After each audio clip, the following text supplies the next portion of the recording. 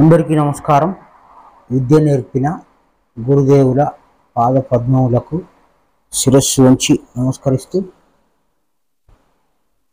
బ్రహ్మంగారు రాసిన కాలజ్ఞానంలో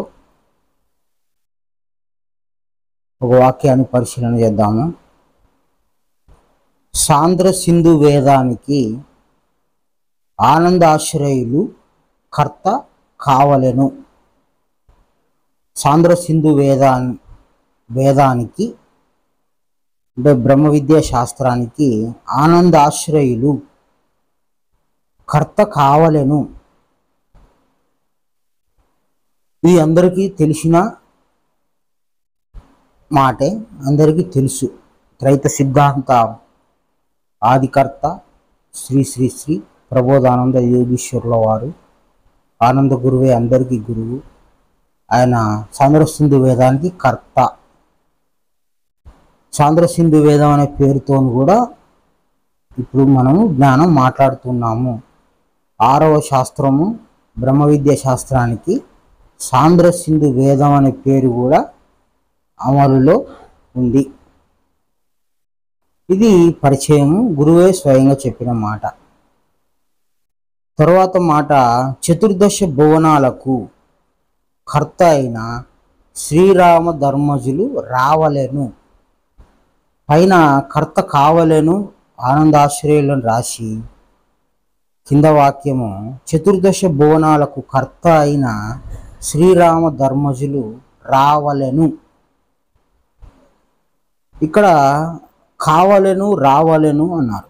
సరే, చతుర్దశ భువనాలు, చతుర్దశ అంటే 14. మనము శ్రీరామ ధర్మజులు అంటే భగవంతుడు అని చెప్పుకున్నాము. భగవంతుడు స్వయంభూ, తన చాట తన చేతిలో ఉంటుంది, తన శరీరము తన ఆధీనంలో ఉంటుంది. కాబట్టి చతుర్దశ భువనాలు అంటే 7 నాడీ కేంద్రాలు, 7 గ్రంథులు. దీని 14 లోకాలకు అధిపతి కర్త శ్రీరామ ధర్మజులు రావలెను అంటే భగవంతుడు రావలెను అని ఇక్కడ రాశారు. భగవంతుడు వచ్చిన తర్వాత సాంద్ర సింధు వేదానికి కర్త కావలెను.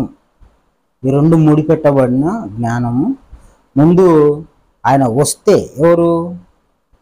భగవంతుడు భూమి మీదకి వస్తే సాంద్ర సింధు వేదాన్ని చెప్పిన తర్వాత కర్తగా మారతాడు. కాబట్టి మనకు భగవంతుడి జన్మ ఇక్కడ చెప్పడం జరిగింది. మన శరీరంలో మన 7 నాడీ కేంద్రాలు కానీ 7 గ్రంథులు కానీ అధిపతి ఆత్మ, జీవుడు కాదు.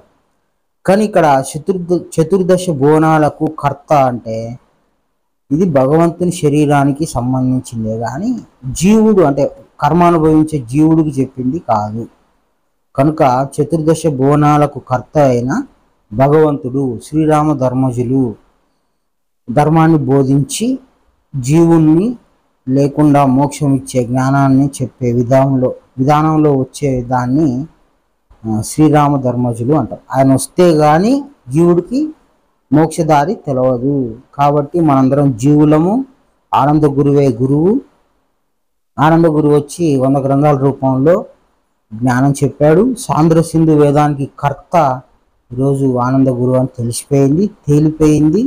అందరూ కూడా సాంద్ర సింధు వేదమైన త్రైత సిద్ధాంతాన్ని, ఆనంద గురువు బోధించిన జ్ఞానాన్ని తెలుసుకొని అందరూ ఆత్మని ఆధారం చేసుకొని మోక్షం పొందాలని కోరుకుంటూ అందరికీ నమస్కారం. గురు సమర్పణ.